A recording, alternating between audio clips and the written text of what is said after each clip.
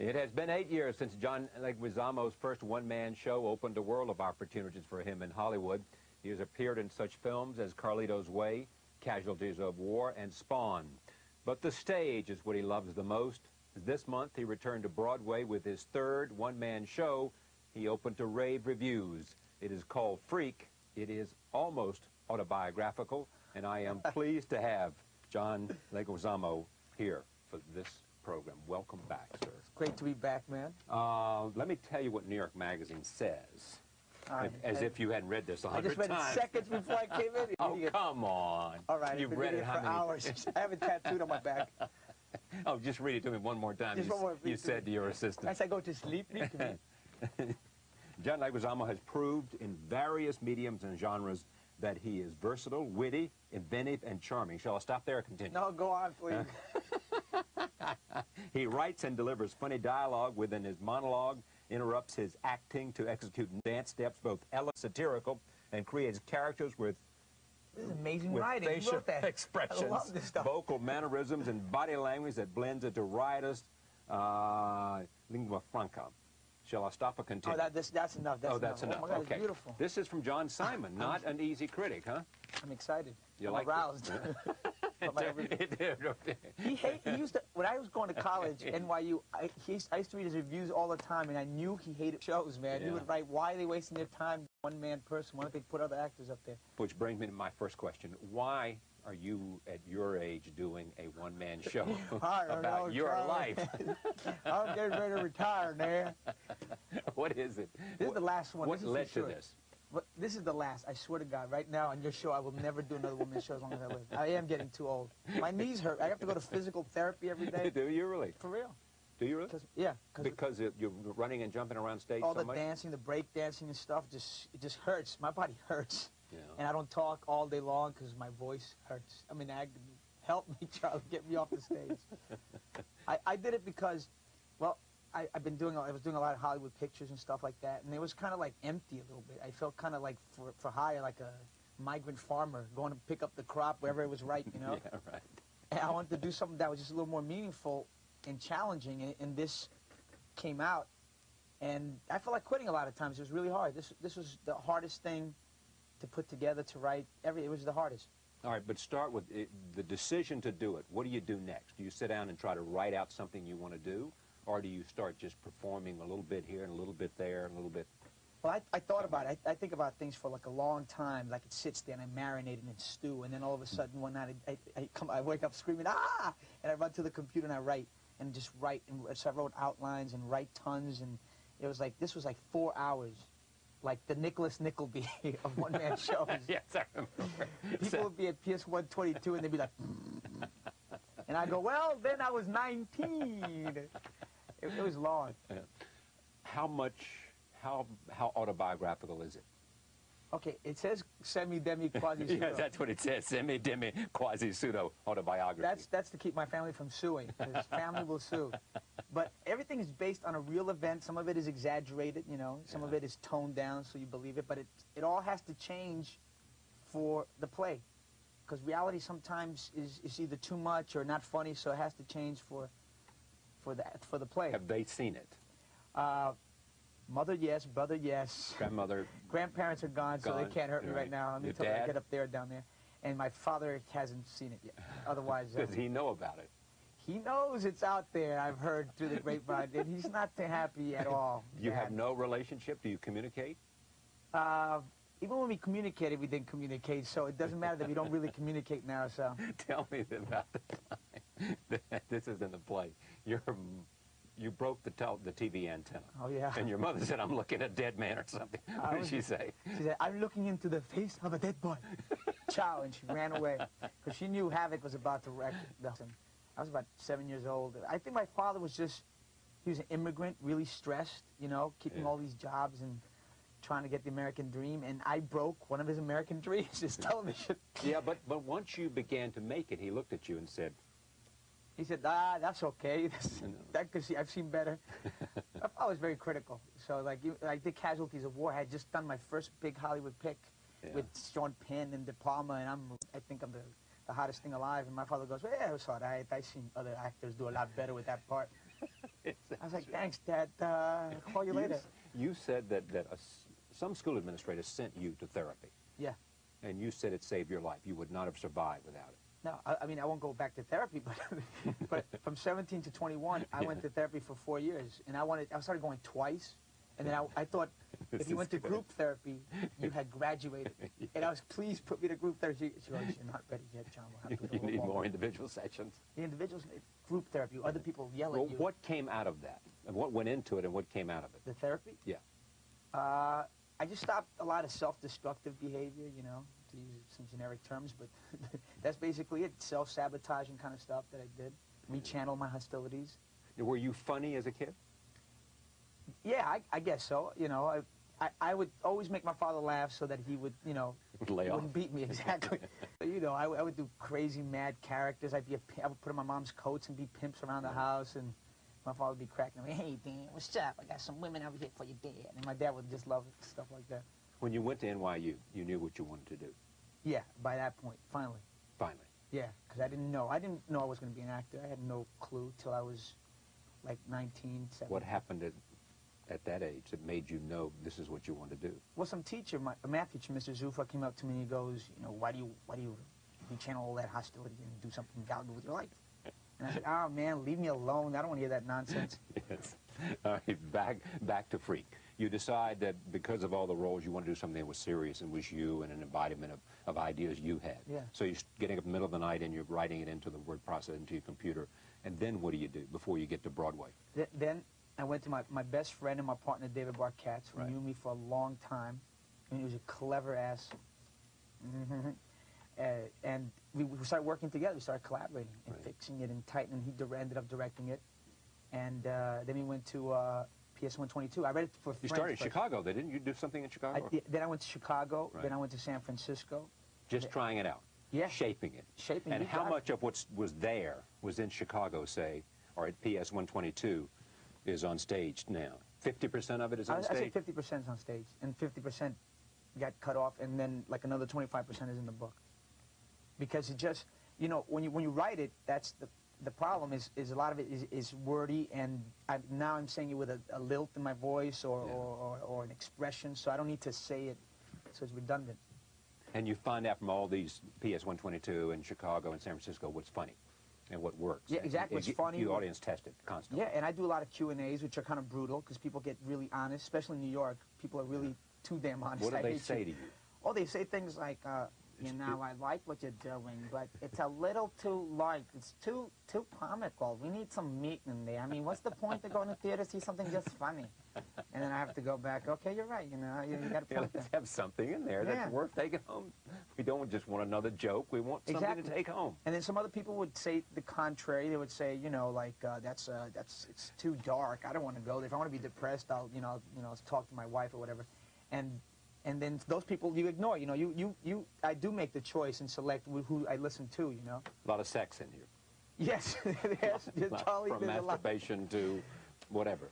You know, a lot of my life has been about sex. Yes, a lot of my goals are sex-related. Yeah, I'm a horny bastard. What can I say? All right, roll tape. Here's the first clip from Freak. Here it is. Our apartment was so puny that it was wishing it were a project. But we made up for it with our 70s Baroque Rococo style.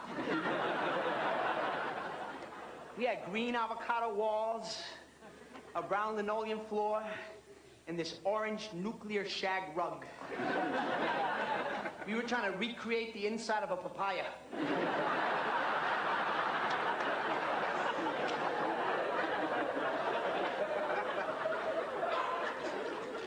And the centerpiece, the pièce de résistance, was my father's television. And it was this big wood console TV. More wood than TV. But it was my pop's pride and joy. And my father would be polishing that TV all day long. Everything except the screen. Because he would let that get really dusty. So that everybody looked nice and dark and Spanish. And my father thought that the more you used it, the more you wore it out. And my father was, okay, I don't care what the hell you do, just don't touch my television, okay? And don't sit on the furniture, it's only for the important guests. Use the floor for sitting and the kitchen sink for eating. And we're not gonna buy you any more food if you keep eating it. Now tell me what the toughest thing is for you. I mean, now that you have it written, to do a one-man show, no one else on stage, you, almost no props. You tried to press me, and you're alone, and no one likes you. Yeah, that's right. Everyone in the audience. No one likes you. Everybody out there saying, be funny, show me something, let's see what you've got, kid. You've asked us to come here and hear about your life. It's hard, man. Sometimes I go out there, it's really tough. Sometimes I go out there and spoil from the first few that really were really generous and laughed at everything. And then people have changed. They don't laugh as freely as they used to. They come in there from the reviews and they expect, know it's good. Right, so they expect something really damn good. So I get angry, I get hostile, I go backstage and I do the bird, I flip the bird at the audience, and I have to like rev myself up, and it's tough. Sometimes I do feel I spend a lot of time alone because I got to prepare a lot for each show because I'm very methody that way. So what does that mean, you're very methody? I mean, I know method acting, but what do you do? I get to the theater like about 11 o'clock, and I start preparing. I become every character, and I do all that stuff to prepare. So it's a lot of strain on me. You get there at 11 o'clock in the morning for a performance that's at 8 o'clock? Yeah, then I'll sleep for 2 hours in between. But yeah, I prepare. I need to be every character. There's like 40 characters, and I need to be each one, and I need to understand. And the emotional stuff in the show is really, if I'm not connected to it, I'm not going to feel it that night. And how satisfying is this for you?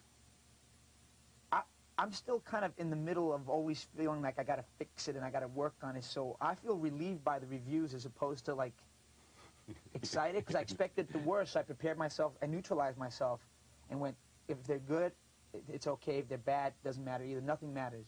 So when they came out good, it's just more of a relief because I already neutralized myself. You know what I'm saying? Yeah. But you're really glad you did it. Yeah. That you took time to do it. And that I was able to take this, you know, there's a lot of violence in the show. There's a lot of sex. There's a lot of non-traditional Broadway stuff that I'm really proud made it to Broadway, and people who are considered, you know, the top reviewers for Broadway saw what we were trying to do. So that's really exciting. How long will it run? It's going to run, 20 weeks is the most I'll do it, because I got to do Other commitments. a picture. A picture show. I want to do a picture. A movie. A movie. Roll tape. Here is another segment from Freak. And then one day it was St. Patrick's Day, and I figured, well, you know, everybody's Irish on St. Patrick's Day, right? So I came out of my apartment building, and I snuck myself into a bar. And there was this mad, fine Irish chick. You know the type, right? Red-headed, freckled, drunk.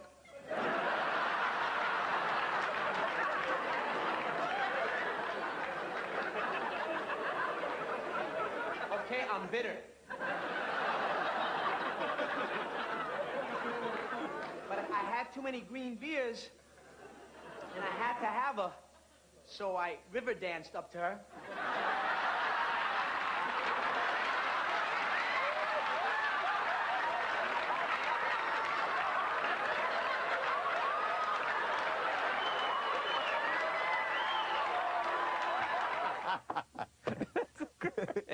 Pretty silly stuff, man. Yes, it is. This is the clean stuff you could show, too, right? Yeah, exactly. We had to pick and choose as to what we could bring I here. know, it's a lot that you have to leave behind, I know. About the other career, you most want to do what? Be an actor, just be a full-range entertainer, spend some more time on stage? What? I think film is really the thing that I love the most. At a second theater, I don't like television at all. Why not?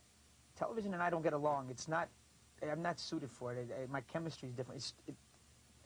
It's too instantaneous and quick. It's beneath you, isn't it? I'm trying to choose the right words. Because someday, my old age, I'll end up in some sitcom, and that'll be scary. But the graveyard of actors.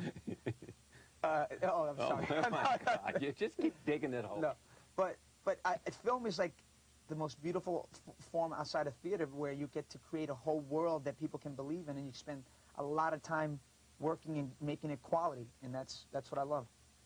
Romeo and Juliet, you like that? Yes, it did. I didn't want to be Tybalt. I wanted to be Mercutio. And I argued with the director, and Baz was going, well, John, I think you're more suited for Tybalt. I'm going bad. I want to be Mercutio. Your temple is much better. You're much angrier than Mercutio. Not angry.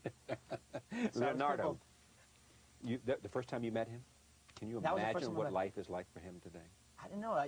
He was this real California guy. You know, I thought that's my Latin eyes. I always said, it's a kill, Mercutio. You know, I mean, Romeo is a kill, and I thought he was going to be like, you know, because he was already like really successful at that point. And I thought he would be very arrogant and full of himself. He's not like that at all.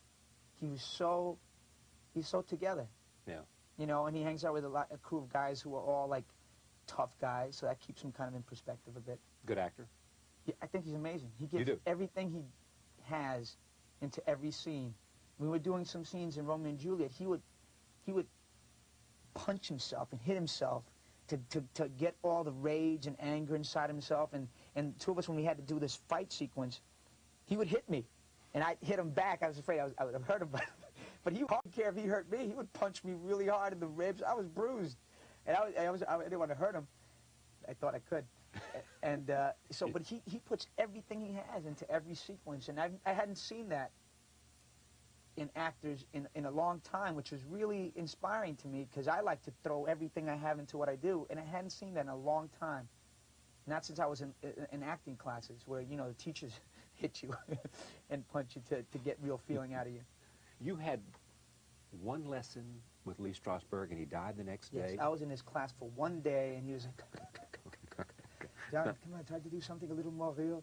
And the next day he passed away, and then they came into our class and they told us that he was gone. Have you had a lot of teaching, a lot of coaching, a lot of acting? Yeah, classes? I studied since since high school. I've been in acting classes. I would take, people would tell me, were you crazy? I would take two divergent ideas. I would go to Uta Hagen School and Strasberg, and I was the most confused actor in the world. Yeah. One of them was telling me, feel it, and the other one was technique. Feel it, technique. So I sucked in both classes really bad, because I could not get my thoughts together. But did it make a huge difference for you? Yeah, I don't think you can be. All my heroes, all my great acting heroes, have all studied. Like Brando, De Niro, Dustin Hoffman, Pacino. They all studied, and they all had mentors, and they all had people who really watched their craft. And the best place to test, where you feel the safest and the freest, is an acting class, where you can try anything. I used to be in Herbert Berghoff's class. He used to yell at me all the time, because I never wanted to play anything near me. I wanted to play, I was always playing old guys and British people. And he'd go, why don't you try playing something your age for a change? And I was going, but I don't want to be me. I want to be something exciting. Yeah. Do you know why you wanted to be an actor? Because... Other than to meet women. Right, well, that's the obvious. And that helps. But I think it's because I felt I felt the safest on stage, actually. I felt really comfortable, and I felt really free, more than I did in my real life. And can you take all that stuff that Freak is about and use it now? Oh, is that part of what method acting is about? Yeah, you know, I every day, like the anger I have sometimes toward the audience, I put that right in there at that moment. You know, that's what I'm feeling, or if I'm feeling really happy about the audiences or what I'm doing, then that goes right into the play itself. Kind of helps me. It's kind of like, damn, it was hard, but it helps me understand my relation, my way, and go. That's. Do you understand about that? Forgive, you know, and that's really hard. Have you called him up and said to him, what do you call your father?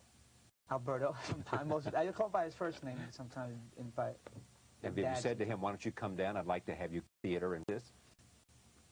No, I've called him up a couple of times. He hasn't returned my call yet, but. I need to meet with him first before he comes to see the show. Have you done anything? I've called him, but that's. But he hasn't returned his phone call. No. You met you happy. Well, I think maybe he might have read some of the stuff about the show, so he's already like. He doesn't want to hear that his son is lambasting. How would he view this, you think? On getting back. Yeah, sort of a revenge, I think. Which, and sometimes. The play was hard because I show the best sides of him, and when I did that, it became sentimental in the play. So I had to take that out. So that's tough. How about your mother? She cried for a weekend, and then she's fine. Now I can't get her out of the theater. This is my son. I'm so proud of him. But at first she was really upset. She, you know, because I hadn't changed the names either. I had my brother's name, my father's, my mother's real name, and I forgot that. That was just because I was worried about so many other things. And then my mother said, "Could you at least change my name, please?" And you said, "Yes, Mom, of course, yes, Mom, I could do that." Yeah. And your brother? My brother, because I call him chubby, he lost 65 pounds. So it has some positive effects. He actually lost 65 pounds since the play started. Yeah. Doing it every night, you have to get up. You do how many characters? About 40, maybe 39 since we made some cuts. Yeah, and you go boom, boom, boom, boom, boom, boom, Yeah, boom, boom. You go from one voice to another voice to another voice to another voice. Male, female, young, old. Old, you know, Italian, Irish, German, Latin. Ever lose your place? Yeah, I have some brain farts sometimes, and the wrong lines come out. But that's why I have to get there so early, man, because I got to really beat everyone to really think hard. Here is one more clip from Freak. Roll tape. Freak, Here more it is. Freak. Yeah. More Freak. And I remember being about 8 years old, and I used to love to go to family barbecues at Flushing Meadow Park.